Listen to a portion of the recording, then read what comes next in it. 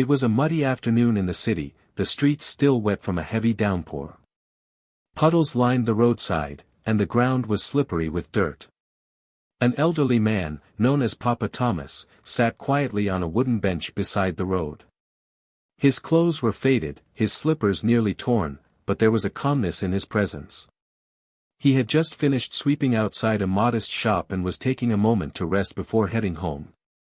Suddenly, a black Range Rover sped through the narrow street, not bothering to slow down. It splashed straight into a wide puddle, sending a wave of dirty water flying through the air. It drenched Papa Thomas from head to foot. He gasped and tried wiping his face with his bare hand, but it was too late. His shirt, his trousers, even his old slippers, all were soaked in muddy water. People nearby froze in shock. "Hey! Look what you did," a woman shouted angrily at the vehicle. But the car didn't stop. It rolled forward, then finally paused just a few feet ahead. Slowly, the tinted window slid down. A woman's voice echoed from inside, laced with arrogance. "You shouldn't be sitting this close to the road, old man. This isn't your village." Then the window rolled up, and the car sped away. For a second, everyone stood silent. "Did she really just say that?" a man asked, eyes wide. "Heartless woman," someone else yelled. "Not even an apology. That's too cruel. Papa Thomas never disturbs anyone. Why treat him like that?" But the old man gently raised a hand. "It's all right. Let her be. Let God be the judge." Meanwhile, the woman in the black Range Rover, Vanessa, arrived at a luxurious shopping center. She walked into the entrance as her phone buzzed. With a smirk, she snapped a selfie and posted it with the caption, "Only the strong walk over the weak." "Boss Queen." Comments poured in within minutes. "Slay Queen. Teach them." She smiled, pleased. To her, what she had done was meaningless. She believed the poor didn't matter, they had no worth, no voice, and no place in her path. She had built her life by looking down on others and felt no shame in doing so. That same evening, Papa Thomas returned home, tired but composed. He stepped through the front door into the grand living room of their elegant mansion. Though he dressed plainly and often visited low-income areas, his son Bernard was a man of wealth. Their home was adorned with plush furniture, velvet carpets, and pricey artwork on the walls. But none of that moved the old man. Bernard sat on the couch, reading on his tablet. He looked up and frowned. "Papa, what happened to your shirt? Another rough day?" Papa Thomas sat down slowly, shaking his head. "Bernard, today I met a woman so rude it shocked me." Bernard sighed. "Papa, again? Why do you keep doing this? Why go out there at all? You don't need to sit by the roadside or talk to strangers. You live in a mansion now. You have everything." The old man looked at his son with quiet strength. "I will not stop, Bernard. Not until I find you the right woman." Bernard lowered the tablet, exasperated. "Papa, not this again." "Yes, this again," the old man said firmly. "You're 36. It's time. You need a wife, one who'll grow with you, not just enjoy your wealth." Bernard rubbed his temples. "Papa. I have a girlfriend." The old man leaned forward. "You do?" "Yes. I've been seeing someone."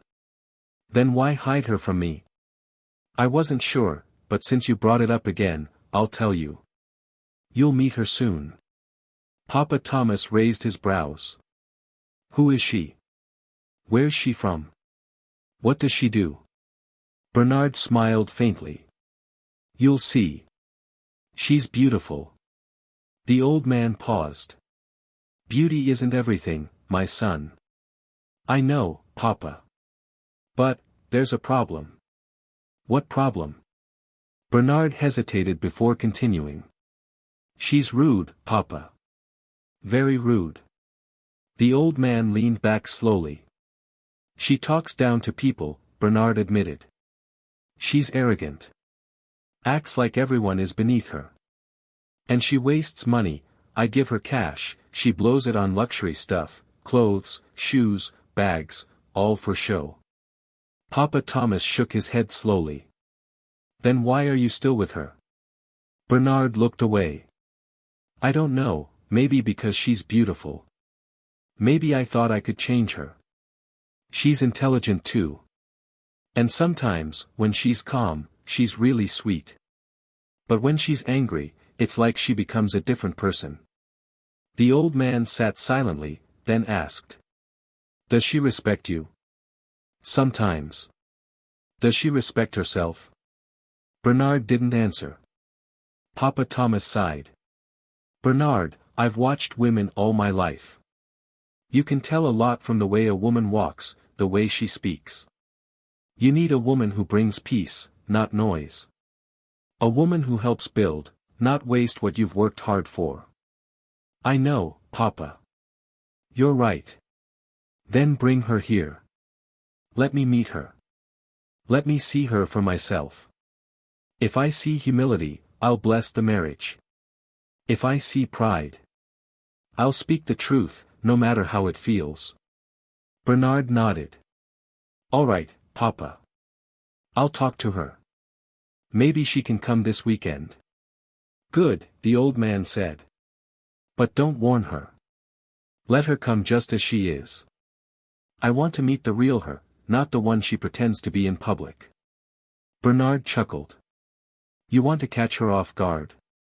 No, Papa Thomas replied softly. I want her to catch herself off guard. As Bernard stood up to pour a glass of water, his father watched with concern. He was proud of his son. Bernard was wise, successful, and good-hearted. But love had a way of blinding even the smartest of men. A few days later, under the blazing afternoon sun, Papa Thomas sat outside a large supermarket in his plain clothes. A plastic bowl rested in front of him. Some passers-by dropped a few coins, others ignored him entirely. He didn't beg. He just sat. Then the sound of screeching tires cut through the air. A black Range Rover pulled up sharply. The door opened, and Vanessa stepped out, dark glasses covering her eyes, music blasting from her car. She spotted Papa Thomas, let out a loud hiss, and walked toward him. You again. She snapped, you again. You filthy, stinking old man. Why do you keep bringing shame to your entire bloodline? Before he could respond, she sneered, do you enjoy sitting out here like a goat? People like you, no pride at all. Papa Thomas said nothing. Just look at you. Your clothes, your face, absolutely worthless. Maybe your ancestors were cursed. Still, he stayed silent. You're what's wrong with this country, she hissed. Sitting around waiting for handouts when you should have disappeared quietly. She spat near his feet. You disgust me. Just then, a young woman carrying 2 grocery bags walked out of the supermarket. She paused, took in the scene, then slowly set her bags down.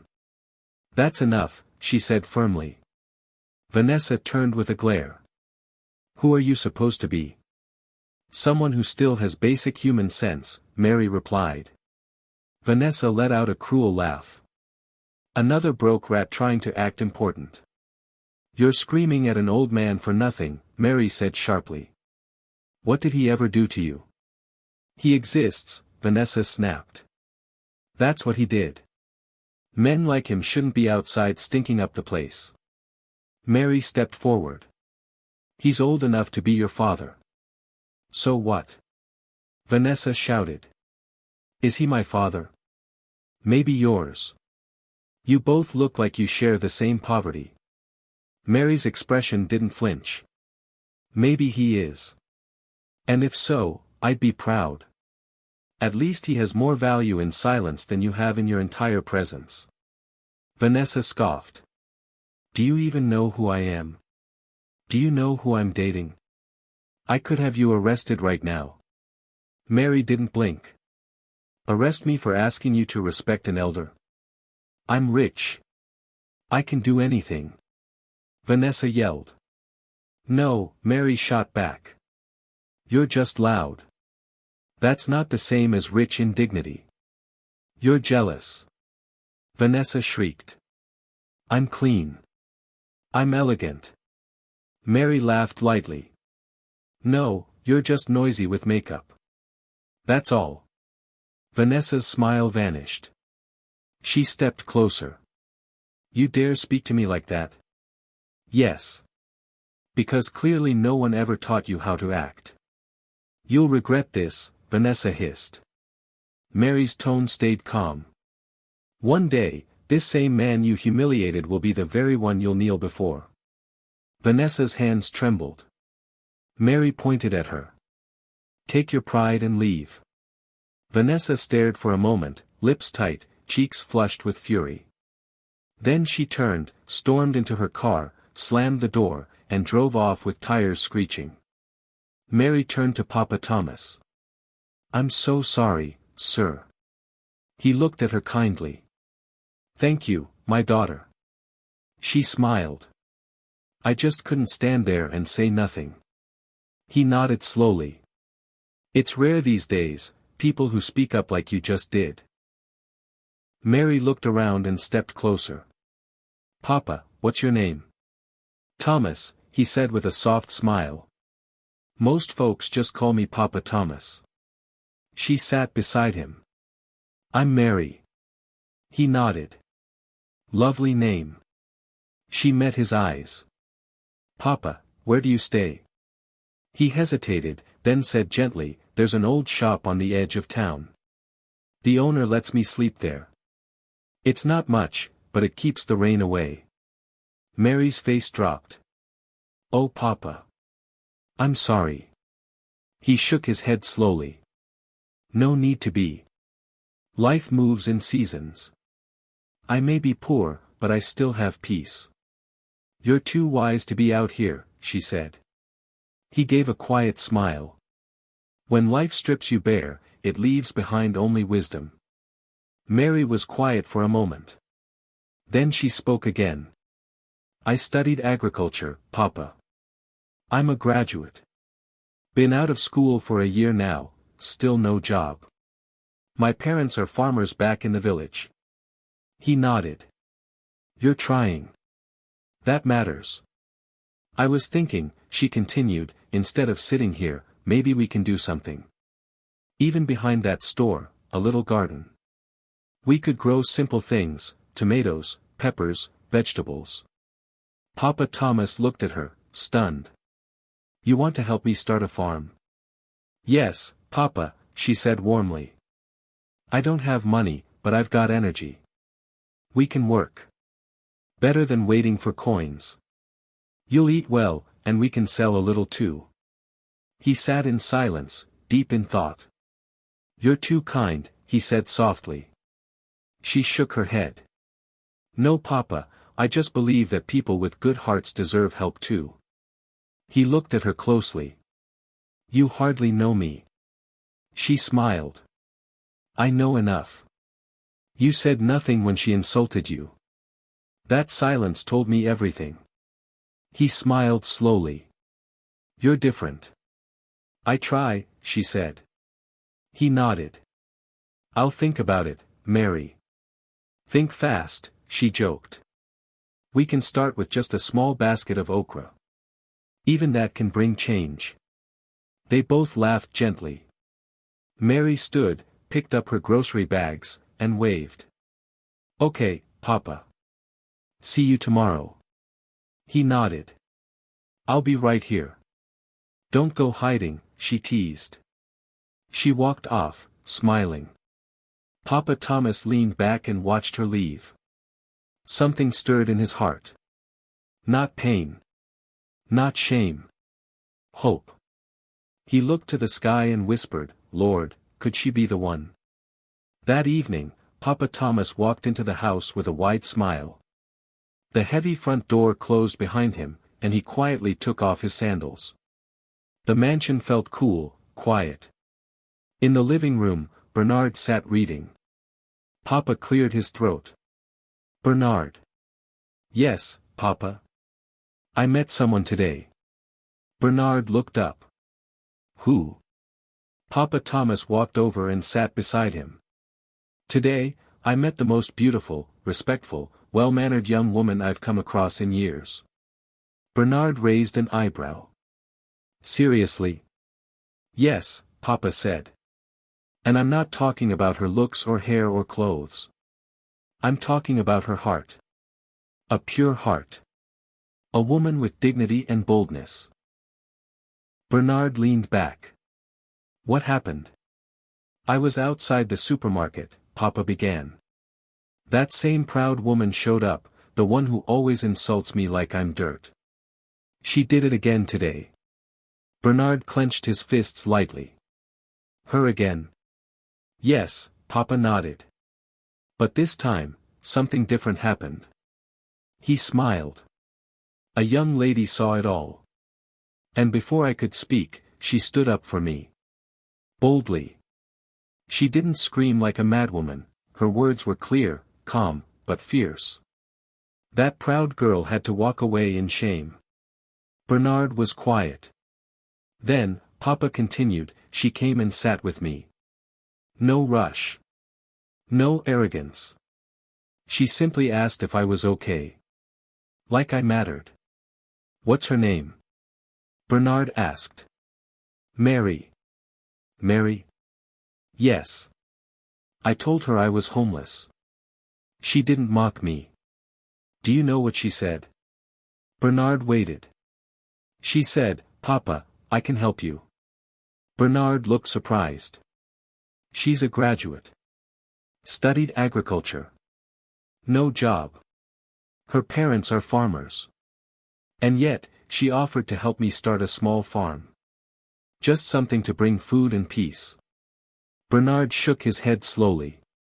Papa, come on. I'm serious, Papa said gently. You know I've always wanted to return to farming. You told me to stop, said I was too old. But Bernard, that's where I feel alive. Papa, we've talked about this, Bernard replied. You don't need to work anymore. You should rest. Rest without purpose is slow death, Papa said. Farming, for me, is about calm. Discipline. Strength. My body may be aging, but my spirit is strong. Bernard lowered his eyes. She reminded me of the man I once was, Papa said. She brought warmth into my heart. And more than anything, she gave me hope. He leaned closer. I'm telling you this, Bernard, not to seek permission, but because I saw something rare. That girl is gold. She may not have riches, but she has what money can't buy, character. Bernard looked up slowly. Papa. I didn't want to say this, but, my girlfriend is coming tomorrow. Papa leaned back. And what should I do with that? Bernard hesitated. She wants to meet you. That's not my concern, Papa said sharply. Because today, I met someone who reminded me that respect still exists. A girl who treated me with kindness, even when she thought I had nothing. Your girlfriend may show up tomorrow, but today, I met the kind of woman the world needs. Bernard didn't speak. I've been watching you, Papa said softly. You have wealth, but you live in silence. You have houses, but no laughter. You have friends. But no peace, Papa Thomas said softly. A wife should bring calm to a home, Bernard, not chaos, not arrogance, not pain. I get it, Papa, Bernard replied. No, you don't, Papa Thomas said with steady eyes. You say you have a girlfriend, but I know nothing about her, where she's from, what values she holds, or how she treats strangers. All you've said is that she's beautiful. That's nice. But can beauty satisfy the soul? Bernard looked away, unsure of what to say. Let me tell you something, the old man continued. When I was your age, I wanted to marry the prettiest girl in our village. My mother warned me. But I didn't listen. That girl had a lovely face, but a poisonous mouth. She nearly destroyed my spirit. What happened? Bernard asked. She left me, Papa replied. And that was the best thing that ever happened to me. Because after her, I met your mother. She wasn't the most stunning to look at, but her heart was pure, her hands were strong, and her love gave this family its foundation. Bernard swallowed hard. So, you're saying Mary is? I'm not saying anything yet, Papa Thomas interrupted. All I'm saying is, don't bring pride into my house tomorrow and expect me to smile.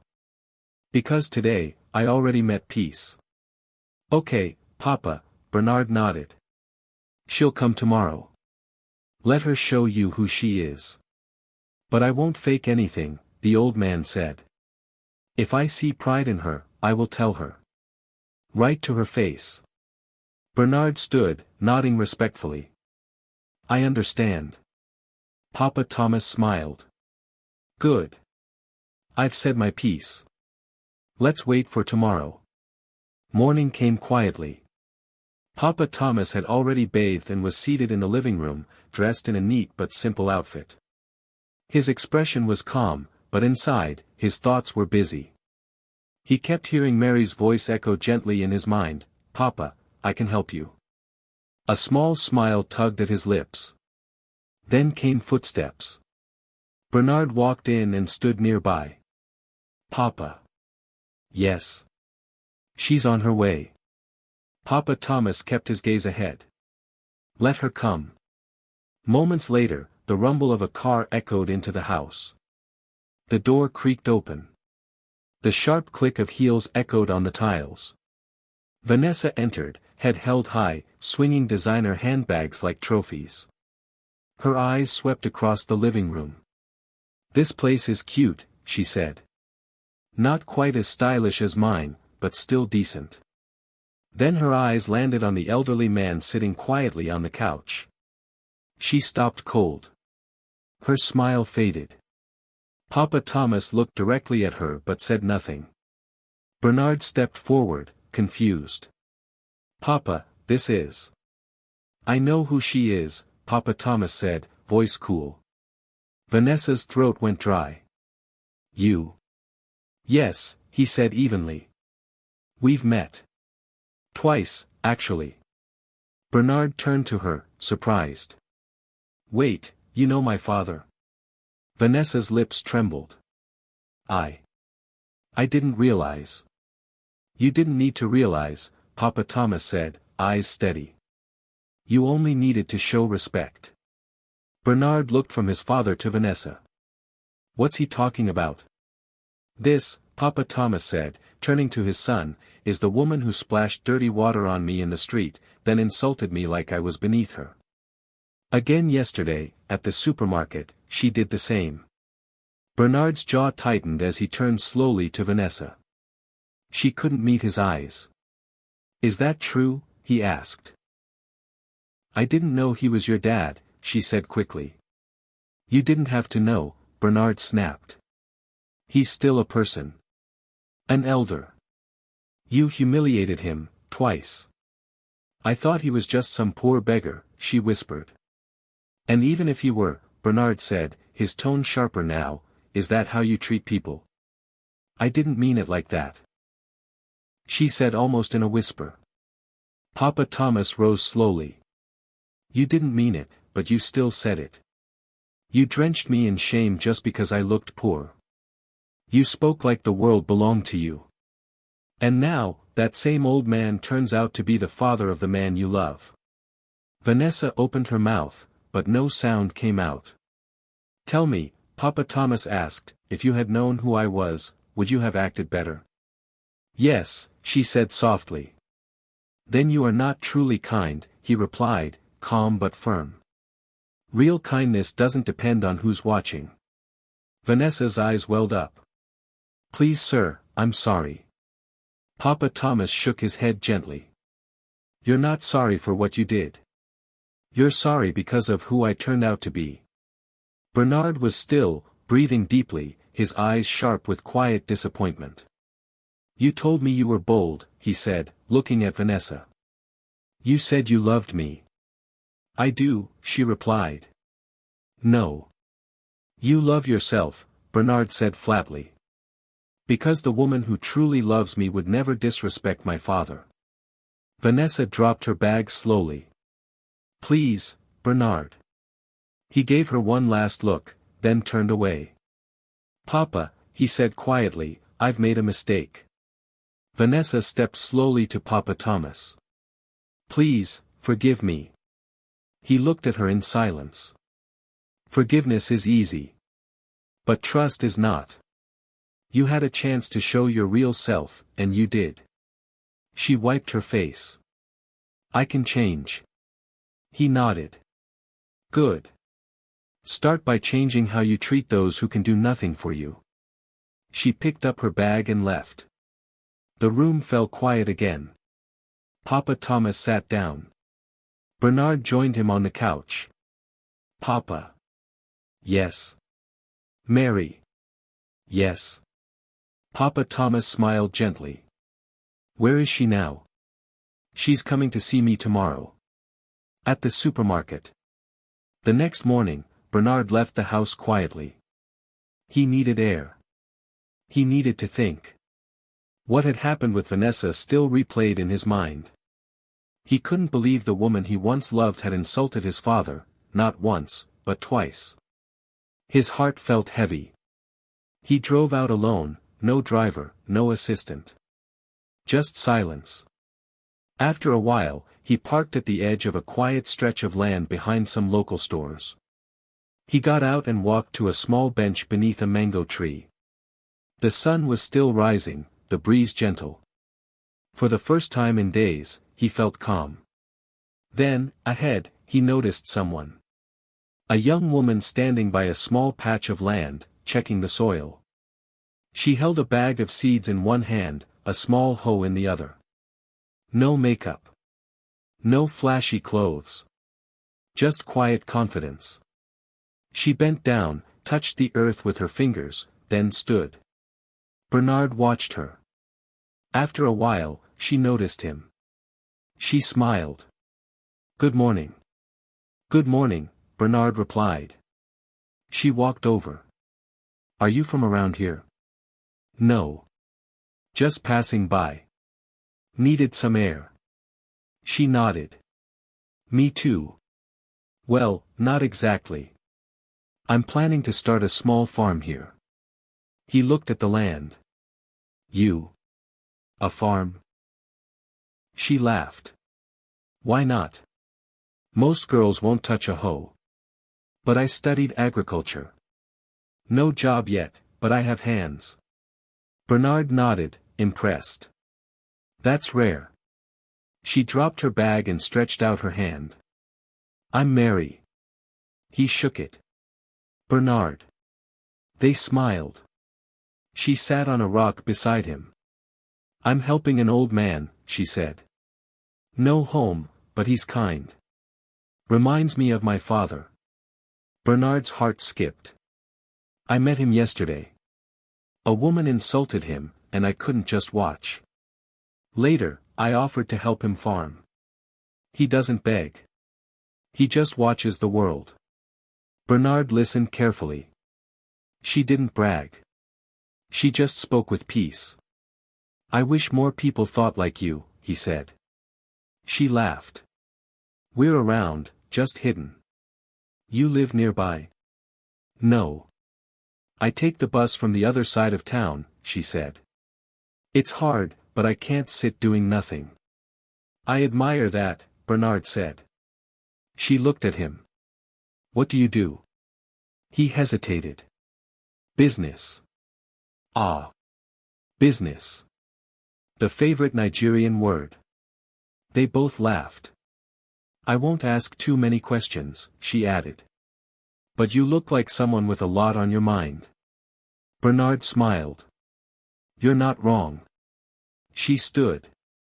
I need to plant these seeds before the sun gets hot. He stood too. Can I help? She raised an eyebrow. You. With your clean shoes and soft hands? I can learn. She smiled. All right. Let's start with okra. And just like that, they began, 2 strangers, 2 lives, 1 small farm.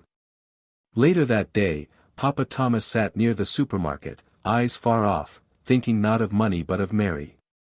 Her words. Her heart. Suddenly, her cheerful voice pulled him back. Papa. He looked up.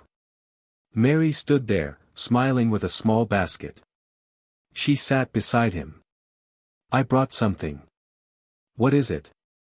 Fresh vegetables and groundnuts. It's not much. Papa Thomas opened it, smiling. It's everything.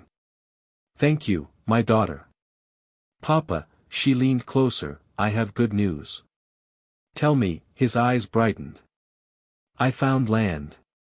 My uncle gave me space. It's small, but enough to grow okra and vegetables. This is good. When do we start? Tomorrow morning, if you're ready.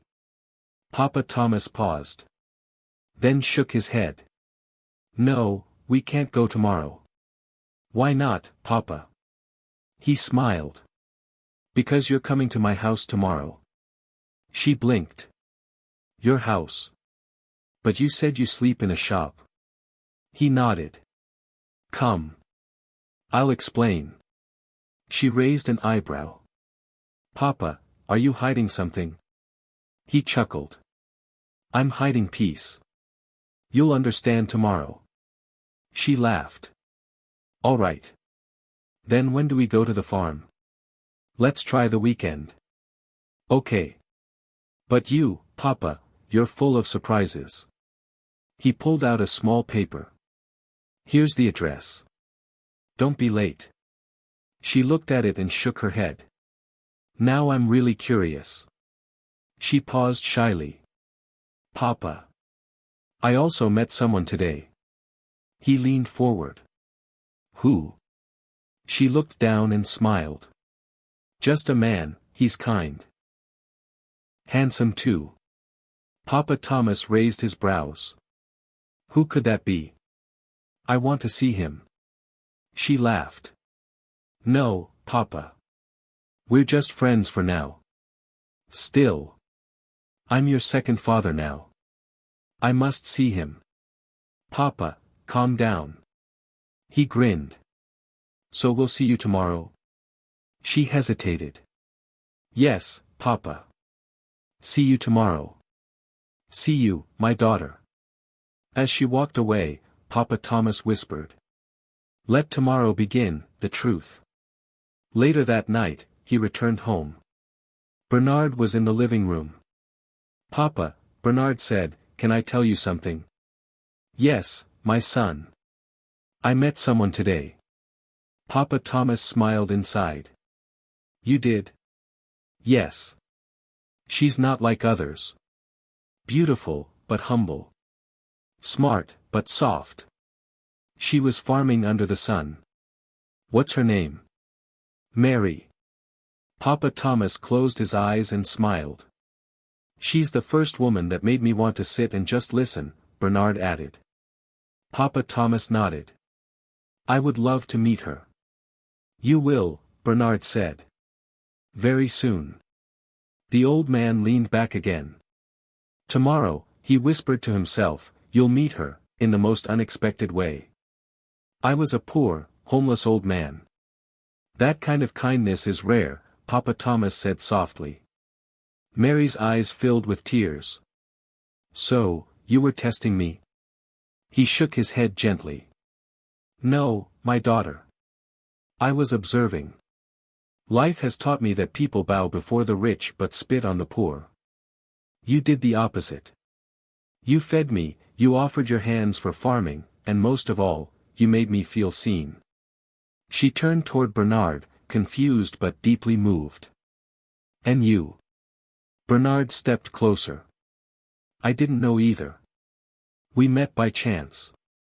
I had no idea you were the same woman my father kept speaking about. Mary's head dropped as tears rolled down her cheeks. This is too much. Papa Thomas smiled calmly. But it's good, because now nobody can say you were after money. You knew nothing. You simply followed your heart. Mary shook her head.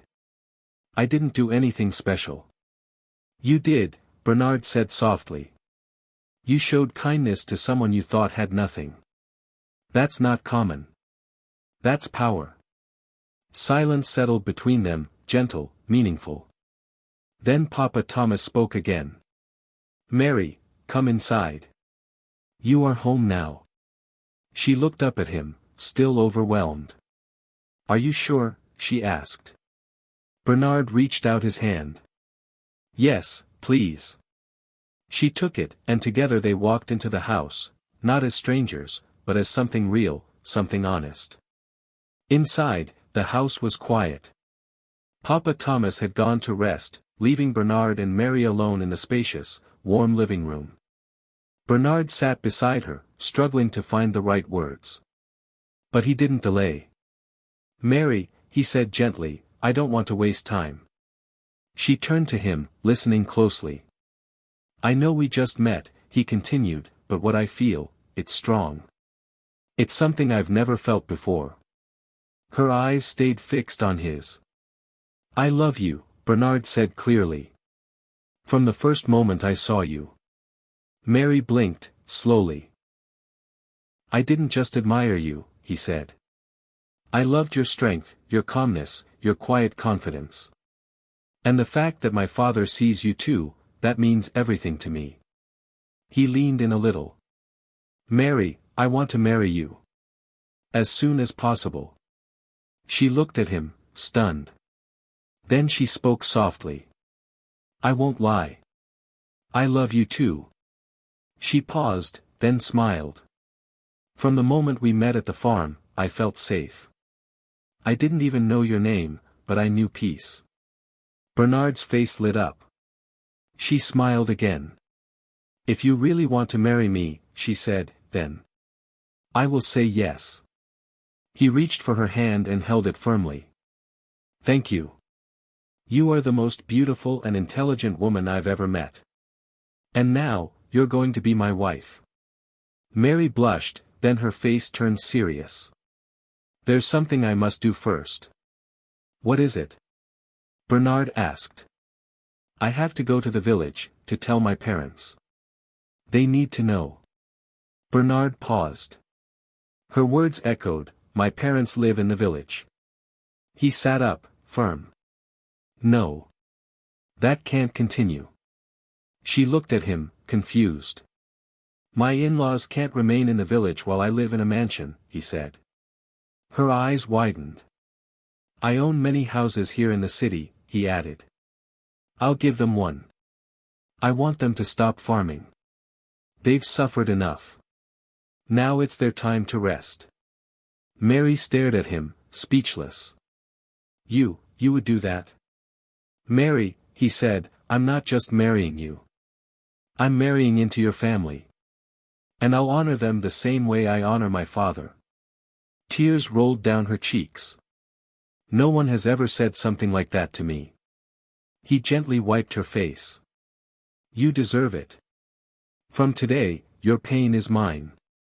And your joy is mine too.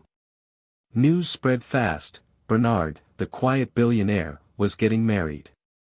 But not to a socialite or star. He was marrying Mary, a simple and respectful woman. People were shocked. Some praised him. Others were bitter. But none were more furious than Vanessa. She found out while sitting at a spa. What did you just say? She snapped. Yes, her friend repeated, he's marrying that village girl. The one they say works near a farm. Vanessa's face twisted. Her hands trembled. He can't do this to me, she hissed. She stormed out of the spa and drove away, rage in her eyes. That night, she made a call. The man she called was Sko, rugged and known for shady jobs. I want you to do something, she said coldly. What's that? He asked. Plant drugs in Bernard's office. We'll call the police. He'll be disgraced, jailed, and the wedding will collapse. Sko was silent. There's more, Vanessa added, her voice sharp. Make sure that girl, Mary, doesn't wake up. And that ugly old man she calls father-in-law. Erase him too. I don't want to see his useless face ever again. She ended the call, convinced it was done. What she didn't know, was that Sko knew Bernard. Years ago, Bernard had helped Sko's elder sister get a job. Paid her mother's hospital bills. Helped their family when they had no home. That night, Sko sat alone, thinking. This is the man she wants me to destroy, he muttered. Never. He picked up his phone and called Vanessa again. But this time, he recorded the call. Hello, she answered. Tell me the plan again. I need all the details, Sko said. Vanessa repeated everything. Every word. Every threat. The next morning, Sko walked into Bernard's office. Sir, just 10 minutes, he said. Bernard looked up. Do I know you? You helped my family once. I came to return the favor. Sko played the recording. Bernard sat, frozen, as Vanessa's voice filled the room, plotting his ruin, cursing Mary and Papa Thomas. When it ended, Bernard leaned back, shaken. She really meant to destroy us, he whispered. Sko nodded. I couldn't let that happen. You don't deserve it. Bernard stood and shook his hand. Thank you. You've saved us. That afternoon, police stormed a luxury restaurant and arrested Vanessa. What's this? She shouted. You're under arrest for attempted murder and conspiracy, one officer said. In court, Vanessa wore a long black dress and denied everything. I didn't say anything. I was drunk. It's the devil. The judge said nothing, until he nodded at the officer. He pressed play. Vanessa's voice echoed in the courtroom, full of venom, naming her targets, laughing wickedly. Silence followed. All eyes turned to her. Her jaw dropped. She burst into tears. I didn't mean it. I was angry. The judge raised his hand. Enough. The devil didn't force you. You chose evil. And now, you'll face justice. Vanessa was sentenced to 15 years in prison. No bail. At the mansion, Bernard told Mary everything. Her heart raced. That could have been the end of us. He held her tightly. But it's not, because good people still exist. People like Sko. People like you. That weekend, they traveled to her village. Bernard knelt before her parents. I want to marry your daughter. And I want you both to leave the village. Come to the city. Your new home is ready. You've worked too hard. It's time to rest. Mary's mother wept. Her father blessed Bernard with joy. 1 month later, Bernard and Mary were married in a beautiful ceremony full of love. After the wedding, they flew off quietly for their honeymoon. Hand in hand, they walked along the beach, barefoot in the sand. I still can't believe this is real, Mary whispered. Bernard smiled. It's real. And it's forever. Dear viewers, what lessons did you take from this dramatic tale? We'd love to hear your thoughts in the comments. If you enjoyed the story, give us a thumbs up, share with your friends, and hit that subscribe button. And don't forget to turn on notifications so you never miss our next story. Thanks for watching, and stay blessed.